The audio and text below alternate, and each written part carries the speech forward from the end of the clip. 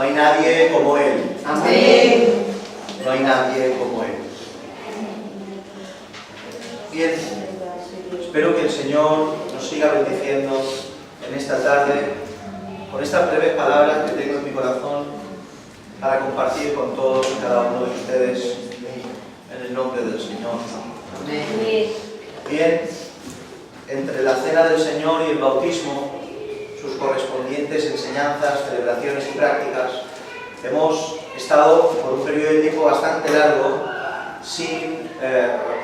dejando en un lado lo que comencemos con nuestra porción de Marcos, predicando exegéticamente como corresponde, de la manera que intentamos hacerlo, porque entiendo que nos cuesta, a mí me cuesta, mis hermanos. Intento con todas mis fuerzas y le pido al Señor que cada día me ayude más a expresarme, no mejor, sino más comprensible para el pueblo. Amén. Por tanto, vamos a continuar con el Evangelio de Marcos. ¿Os acordáis? ¿Dónde lo dejamos? ¿Os acordáis? ¿Qué es lo que justamente fue lo último que toquemos? Qué casualidad que lo último que tocamos respecto al Evangelio de Marcos, de Marcos, fue el bautismo de Jesús. Amén. Y estuvimos hablando el verso 9, 10 y 11 que concierne al bautismo del Señor. Amén. Marcos capítulo 1. Por tanto, hoy vamos a seguir con el verso 12 y 13 y no vamos a pasar de ahí y vamos a estudiar, vamos a intentar explicar un poco lo que aquí contiene. Por tanto, todo aquel que tenga Biblia, Marcos capítulo 1, verso 12 y 13.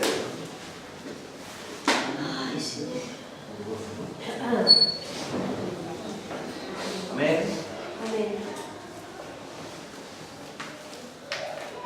Marcos capítulo 1, verso 12 y 13. ¿Lo tenemos? El Señor purifique nuestros labios para leer su bendita palabra. Amén. Y dice la palabra del Señor así. Y luego del bautismo, el Espíritu le impulsó al desierto, y estuvo allí en el desierto 40 días, y era tentado por Satanás, y estaba con las fieras, y los ángeles le servían. Amén. Amén. Amén. Amén.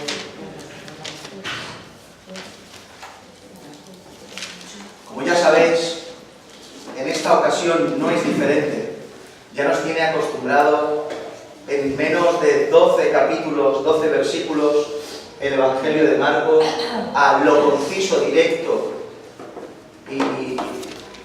y escueto que es en sus explicaciones respecto a los acontecimientos que van sucediendo.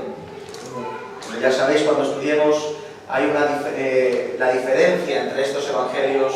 Marcos tiene la característica de ser el evangelio que va a 1000 por hora. Salta de acontecimiento en acontecimiento, porque es el evangelio en acción, como lo suelen decir. Encontramos, al margen de Marcos, en los otros sinópticos, Lucas y Mateo, un contenido más específico respecto a lo que estos versos intentan explicar, titulado Tentación de Jesús. ¿Os acordáis que los títulos son agregados, no son inspirados? ¿Os acordáis?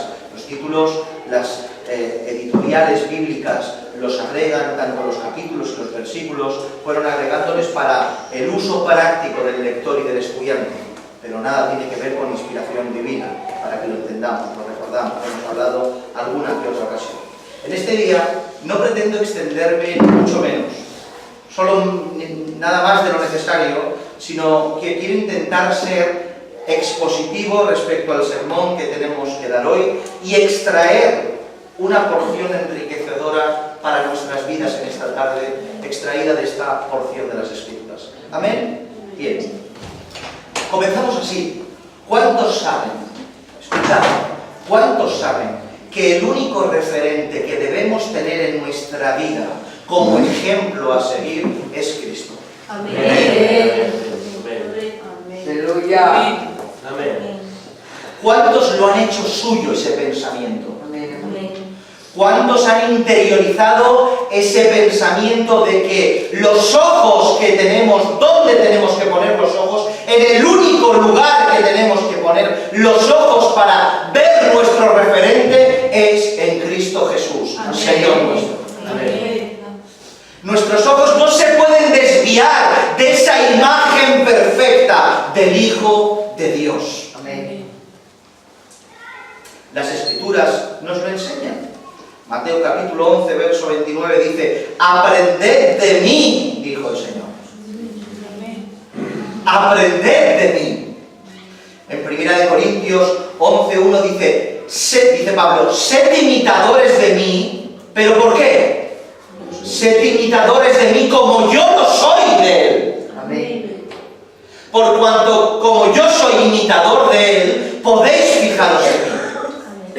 Eso es lo que Pablo estaba explicando. Primera de Pedro, capítulo 2, verso 21 dice: pues para esto fuisteis llamados, porque también Cristo padeció por nosotros, dejándonos ejemplo para que sigáis sus pisadas. Amén. Por tanto, no hay otro referente, otro ejemplo, otro molde, otra figura la cual poner nuestra mirada que Cristo Jesús. Digo yo, ¿dónde queremos poner los ojos si no es en Él? Amén. Todos los desvíos de los cristianos vienen a causa de dejar de mirarlo a Él. Amén. Cuando dejamos de mirarlo a Él es cuando empiezan los problemas, pero cuando tenemos la mirada fija en Cristo Jesús,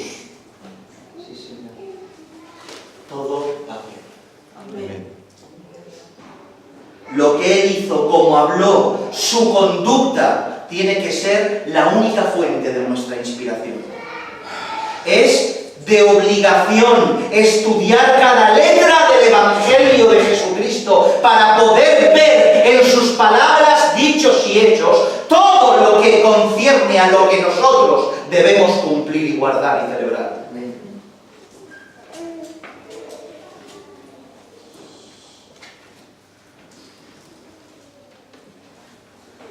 En este relato que hemos leído, nos vamos a dar cuenta de lo mucho que podemos aprender.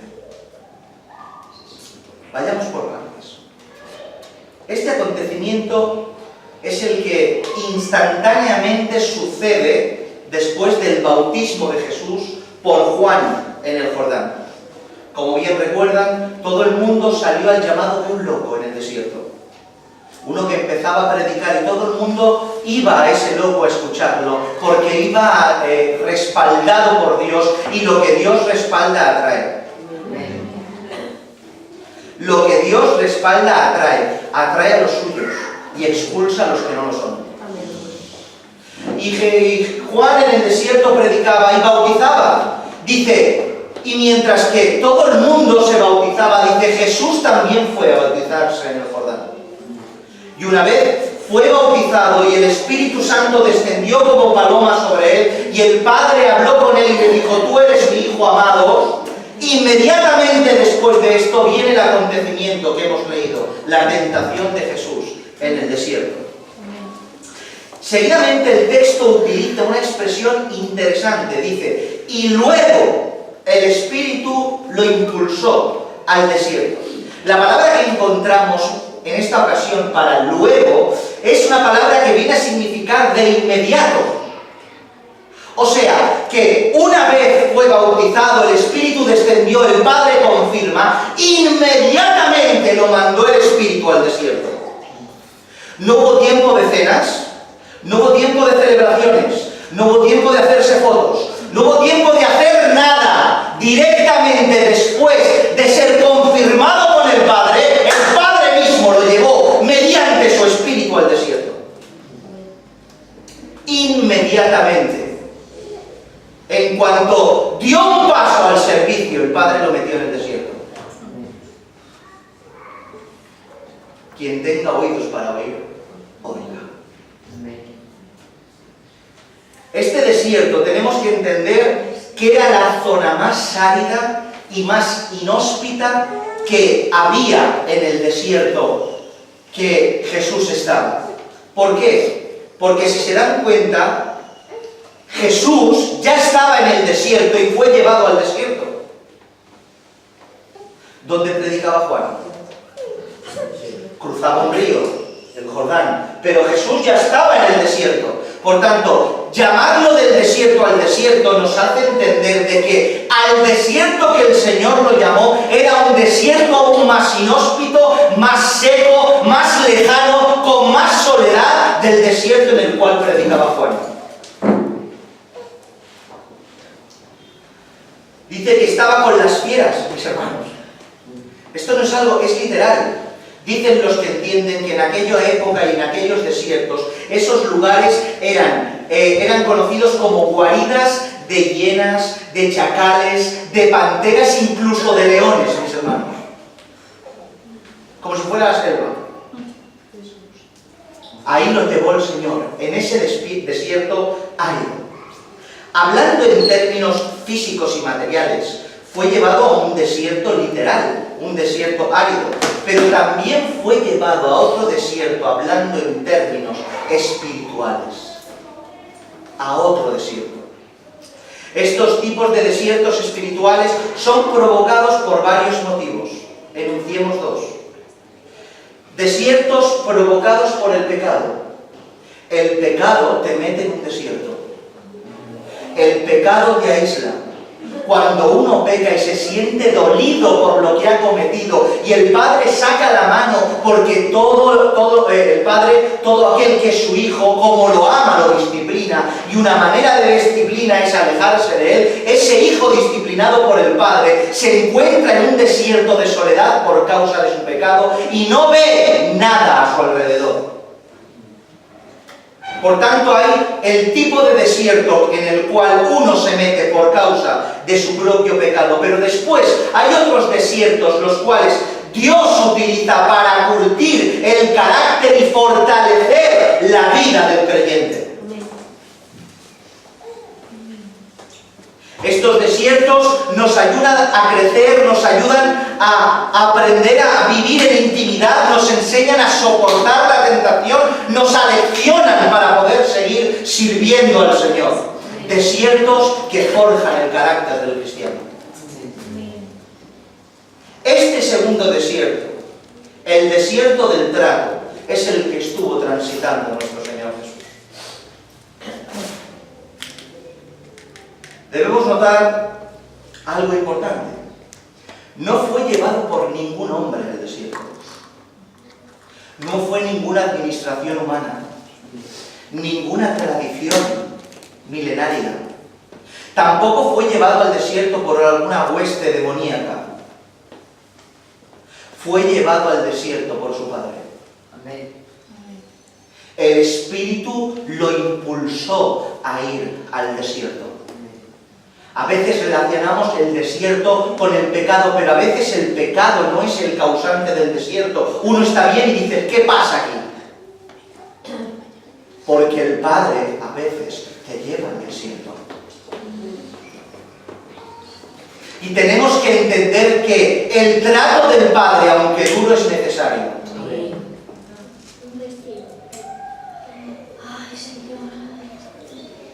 ¿Qué significa que el Espíritu lo impulsó al desierto?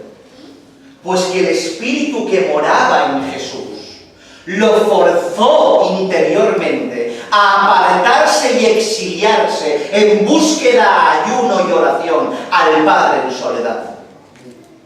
Porque eso es lo que hace el Espíritu en ti. ¿Sabes lo que hace el Espíritu en ti? Te guía. ¿Me escuchas? El Espíritu en ti te guía. El hombre que es fundamentado en la palabra, cuando digo hombre digo mujer, que es fundamentado en la palabra y encima hace caso a la voz del Espíritu en su interior, es una roca, mis hermanos. Pero ¿saben cuál es el problema de hoy? De que como no hay escritura es un peligro guiarse por el Espíritu. Voy a volver a repetir, porque a lo mejor parece fuerte. Como no hay escritura, hoy es un peligro decir me guío por el Espíritu, un peligro enorme. ¿Por qué? Porque la escritura hace que sepas distinguir la voz del Espíritu a diferencia de la voz de tu carne, a diferencia de la voz de Satanás. Amén. ¿Qué es lo que filtra la voz del Espíritu? La Escritura. Amén. Porque cuando Dios te habla y te habla a ti, porque Dios habla, Amén.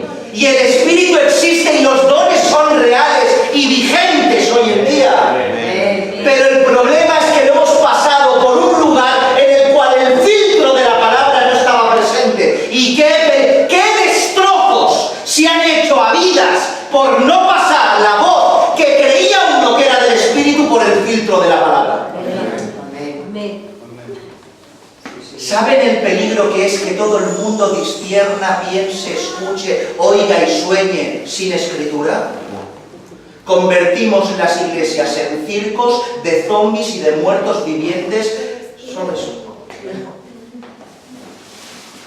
Pero en cambio, cuando una persona tiene Escritura, no hablo de que seas un teólogo, no hablo de eso, simplemente que tengas Escritura, que la Escritura forme parte de tu vida, que cada día vayas aprendiendo. Cuando uno tiene eso y la voz del Espíritu viene y se filtra por la Escritura y a la hora de manifestarlo, expresarlo y vivirlo va todo en concordancia con el cielo, Dios está. Amén.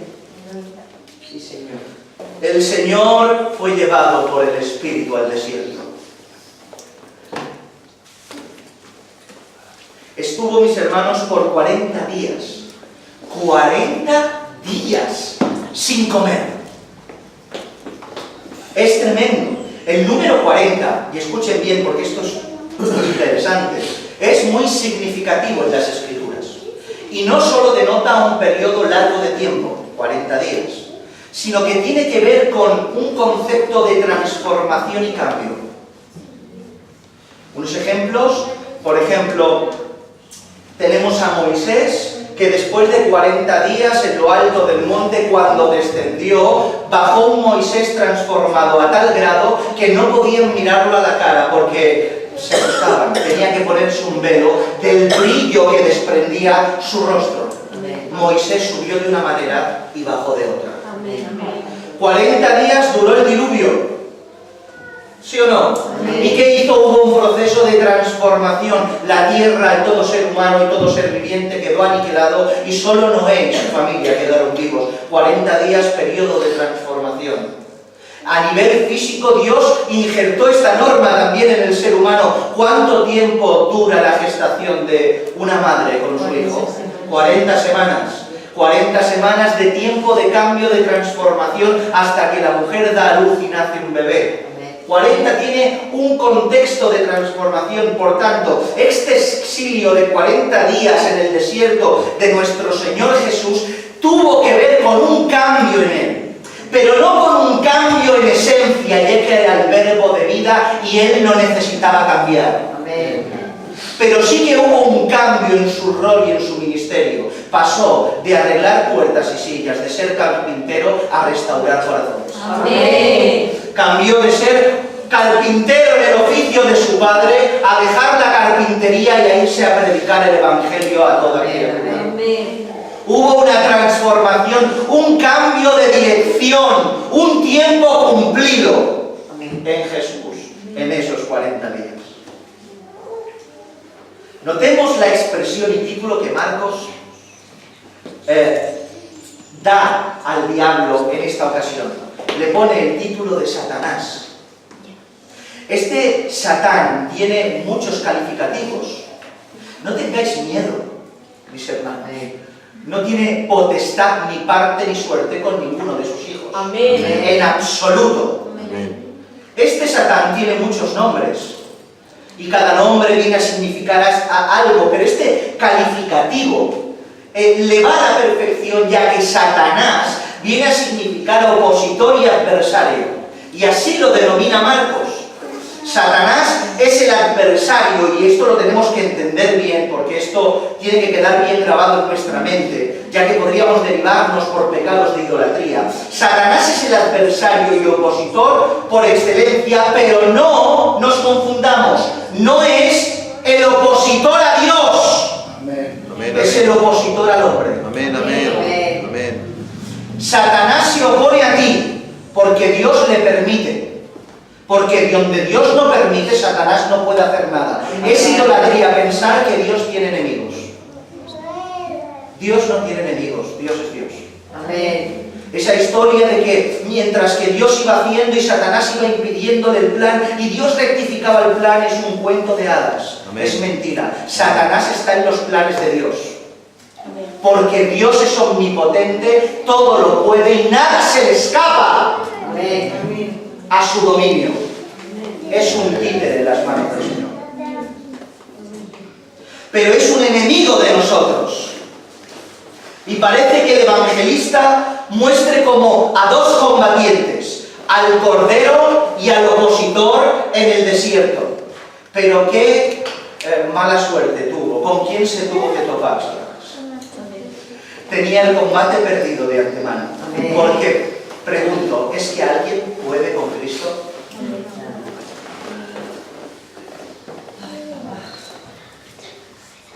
Vamos a ver todo esto. Si encontramos algo en este desierto que llama la atención y nos da una lección enorme de conducta a nosotros, es la manera de reaccionar de Jesús ante la tentación. Qué manera más excelente de reaccionar. Pero antes de esto aclaremos un par de cosas. Dios no tentó a Jesús. No fue Dios quien tentó a Jesús, sino Satanás.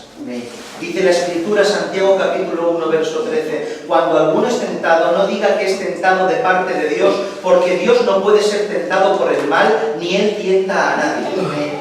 ¿Habéis escuchado? Por tanto, aunque fue llevado al desierto por Dios, por su Espíritu, para ser tentado, no fue Él quien tentó, sino Satanás. Porque Él, de la misma manera que no es tentado, no tienta a nadie. Noten y recuerden el texto cuando dice, orando en el Getsemaní, dice, Señor, no nos metas en tentación, en el Padre Nuestro. Amén. No nos metas en tentación. Enséñanos a orar, Señor. ¿Cómo oramos, Padre Nuestro que estás en los cielos? Dice, no nos metas en tentación. Amén. Es así, ¿no? Amén.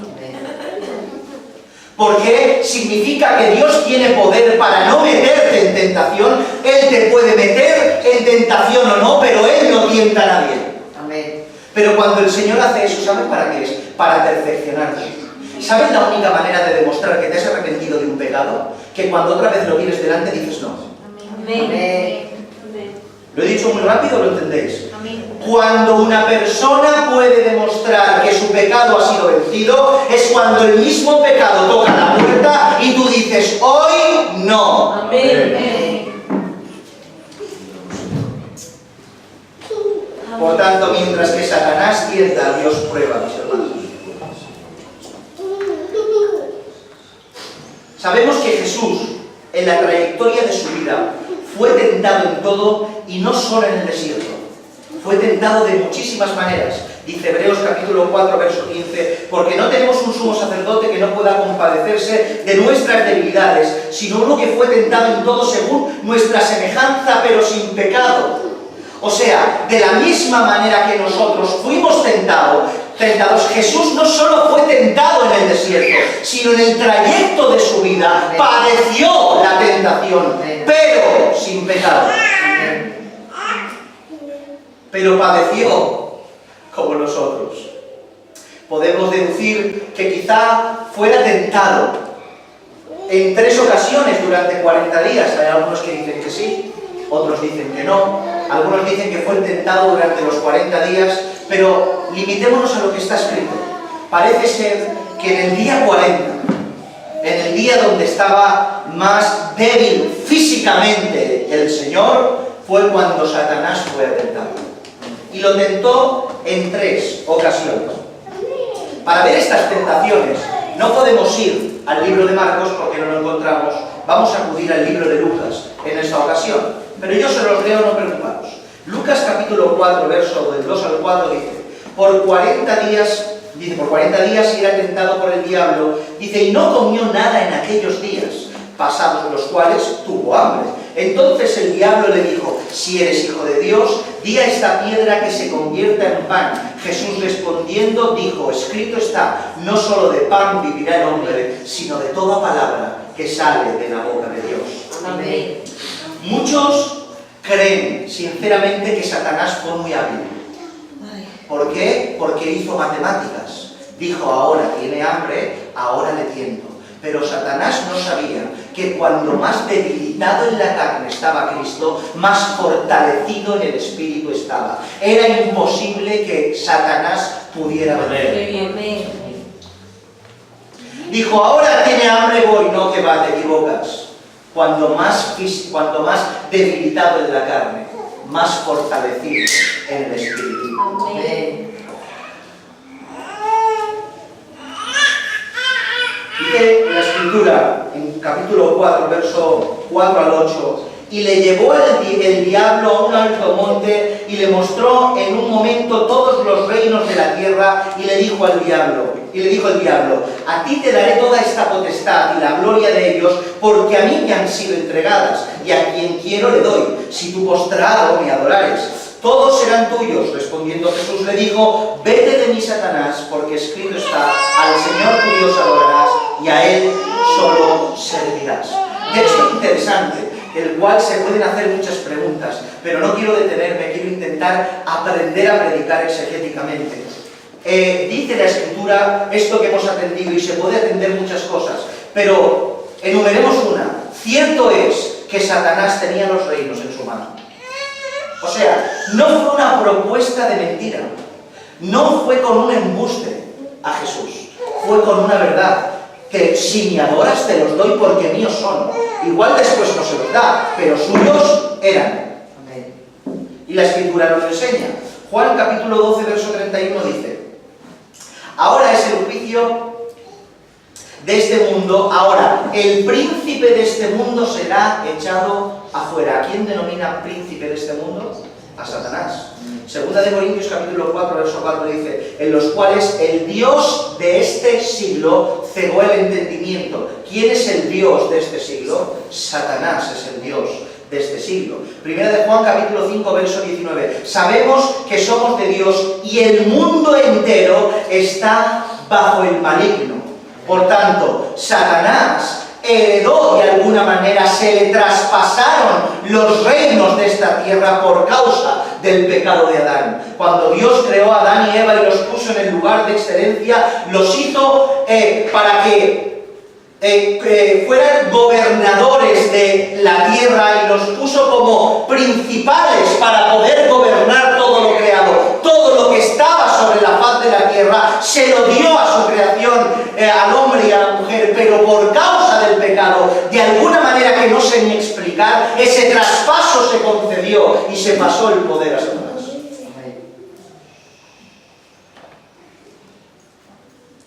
Satanás conoce las Escrituras y sabía cómo tentar a Jesús, y tenía un arma, que tenía poder darle algo: los reinos de la tierra. ¿Saben lo que hizo Satanás? Su ofrecimiento tenía que ver con adelantar el reino a su hijo, evitándole la copa.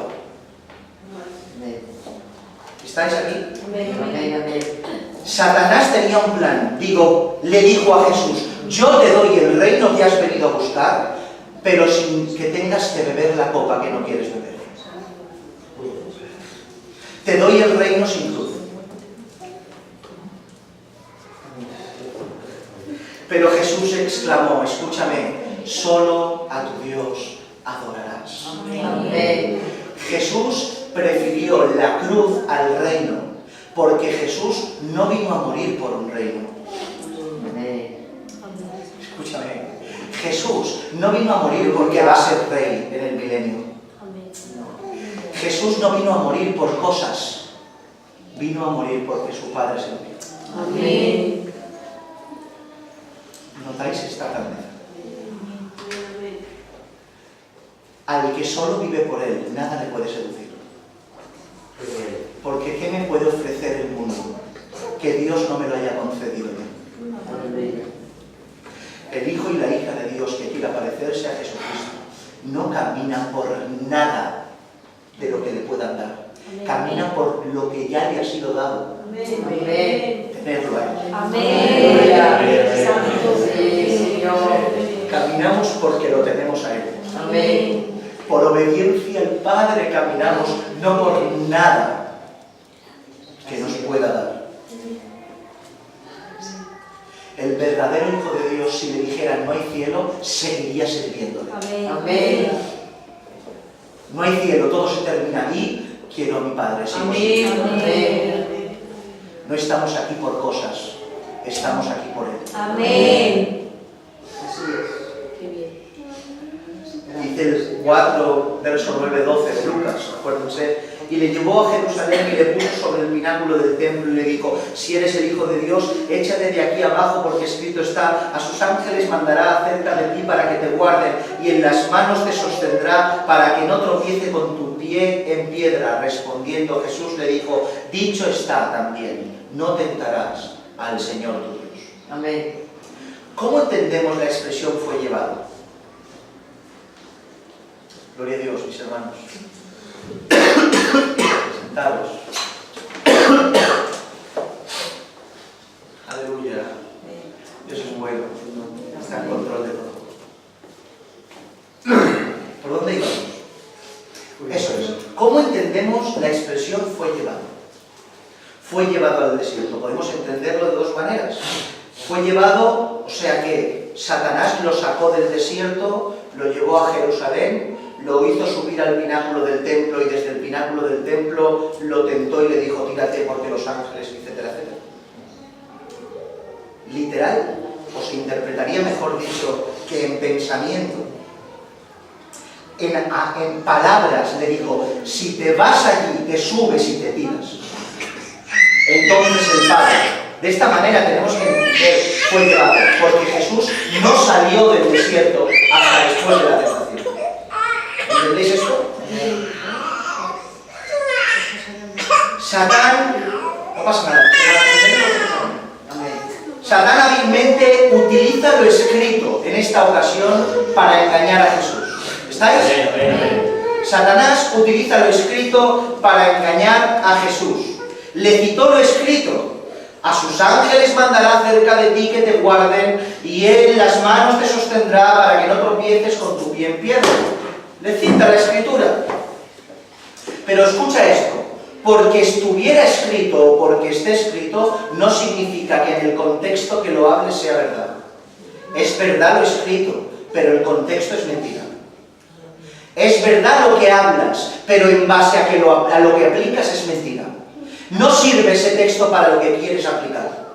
Así lo hizo Satanás. Sacó un texto fuera de contexto para utilizarlo como pretexto para intentar engañar a Jesús por medio de la Escritura, porque Jesús se estaba defendiendo con lo escrito. ¿Sí o no? No solo de pan vivirá el hombre, a tu Dios adorarás. Así, bueno, pues con lo escrito. Pero es que resulta que Jesús le dio una clase de hermenéutica a Satanás en el desierto. Le dio una lección a la hora de interpretar las Escrituras en el desierto, ya que puso en contexto a Satanás y le dijo: no, esto no funciona así, porque no tentarás al Señor tu Dios. Fíjense que un mismo argumento, un mismo escenario y dos interpretaciones diferentes en base a un texto. La que interpreta Satanás y la que interpreta Jesús. Dos clases de utilizar la hermenéutica y hacer la exégesis. Satanás coge un texto fuera de contexto para utilizarlo por pretexto, en cambio Jesús, con el compendio de toda la Biblia, le contesta como toca. La pregunta es: ¿cómo interpretaremos nosotros? ¿Como Satanás o como Cristo? ¿Tomaremos textos sacados de contexto para aplicarlo a lo que a mí me apetece en el momento? Esa es hermenéutica del diablo. Aquí está. Pero en cambio la hermenéutica de Cristo toma el compendio de la Escritura y con el conocimiento de que la suma de su palabra es la verdad como está escrito, hace la exégesis correcta en el momento preciso.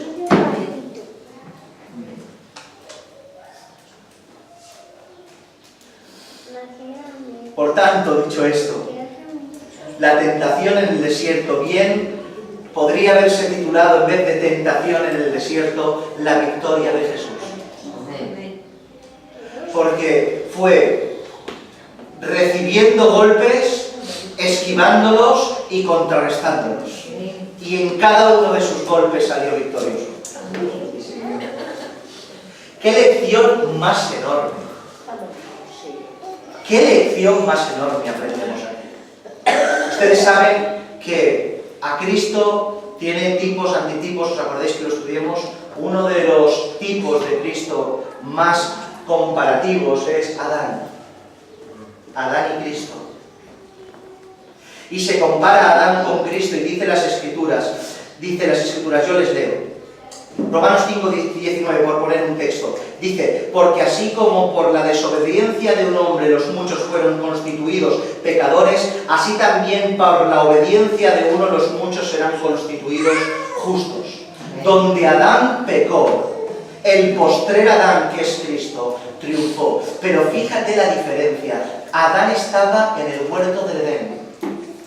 Lo estaban tentando con comida que tenía a manjares por alrededor. Tenía el lugar preciso, a Dios paseándose por el huerto, en cambio fracasó. Pero Cristo, estando en el desierto, muerto de hambre, triunfa. Amén. Amén. Sí, Señor. ¡Qué lección más enorme para nuestra vida! Para aquellos que creemos que el entorno que nos rodea es el que va a hacer de nosotros el cristiano que tenemos que ser.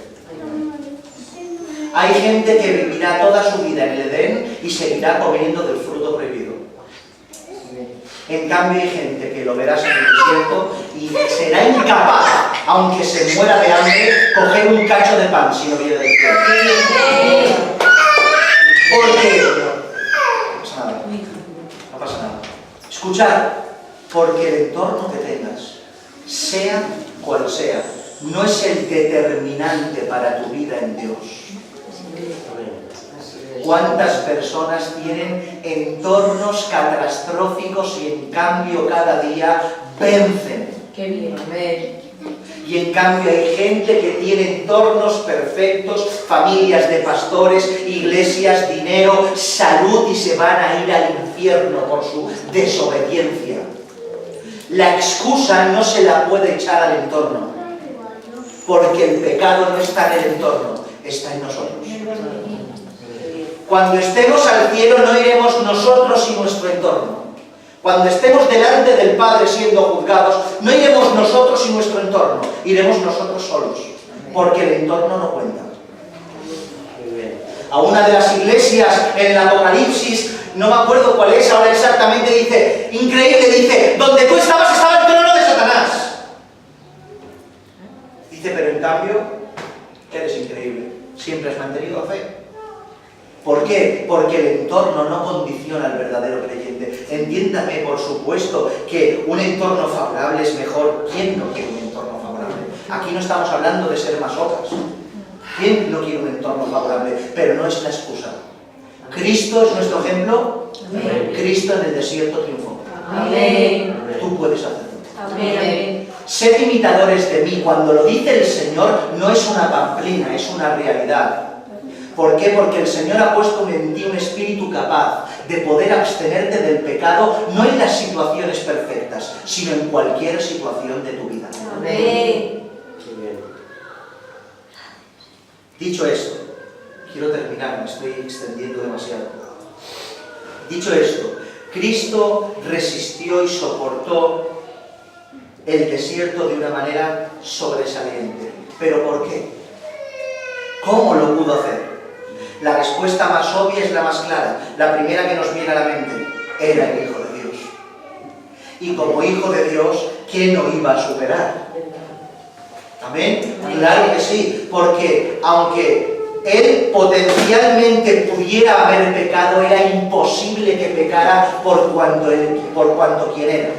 Es como, por ejemplo, el ejemplo que hemos puesto alguna vez. Si tú vas, es un ejemplo un poco macabro, lo sé, pero se entiende al momento. Si tú vas por la carretera a 140 por hora, potencialmente tienes la capacidad, la fuerza y la inteligencia de coger a tu hijo y tirarlo por la ventana a 200 por hora. ¿Puedes? Sí puedes, pero jamás lo harías. En esa condición estaba el Señor. Podía, claro, pero jamás lo podría haber hecho. Porque era el Hijo de Dios, el verbo de vida en el cual en Él no se debatía el concepto de pecar o no pecar. Él es santidad en esencia. Amén. Por tanto, entonces, si esta es la respuesta obvia que viene, pero por tanto, ¿por qué pudo superar el desierto? ¿Por qué? Y la respuesta es el concepto, el único concepto que verdaderamente me gustaría que nos lleváramos en esta tarde todos, si pudiera ser. Jesús superó el desierto, lo superó por la condición en la cual entró. Superó el desierto por la condición previa, la cual entró en él. Dice Lucas capítulo 4, dice, lleno del Espíritu Santo, volvió del Jordán y fue llevado por el Espíritu al desierto. Amén. ¿Por qué venció? Porque estaba lleno. Amén.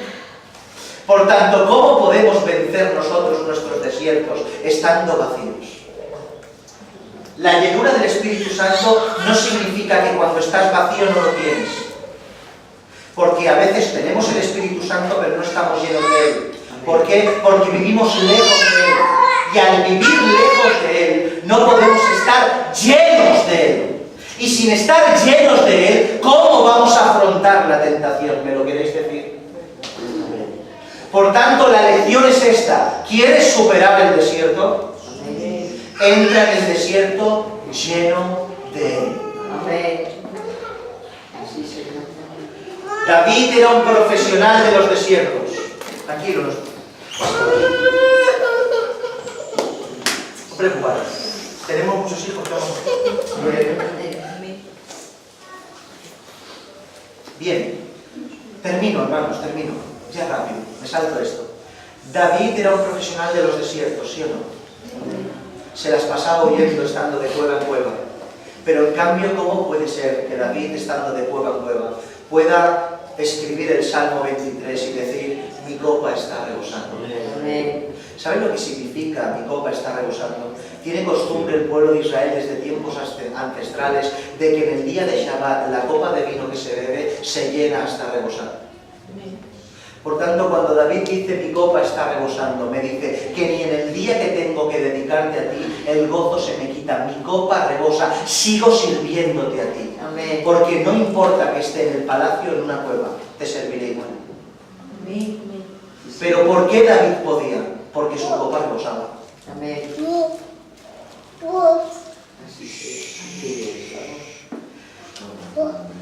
Terminamos, hermanos. Lo dejo aquí. Lo dejo aquí.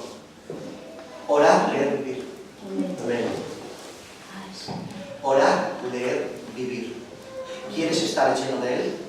Ten una relación con la Escritura. ¿Quieres estar lleno de Él? Ten una relación en oración continua y alabanza y adoración hacia tu Padre Celestial. Y estando lleno de Él, te prometo que saldrás victorioso y victoriosa de este desierto. Si no, es imposible. Si no coges las armas que Dios te da, irás al desierto sin ellas. Y en el desierto sin recursos, uno muere. Amén. Pero en cambio en el desierto con recursos, eres capaz de superarlo. ¿Eres imitador de Cristo? Amén. Pues haz como Cristo hizo. Llénate del Padre. Llénate de su presencia para poder afrontar los desiertos. ¿Lo crees? Inclina tu cabeza con respeto.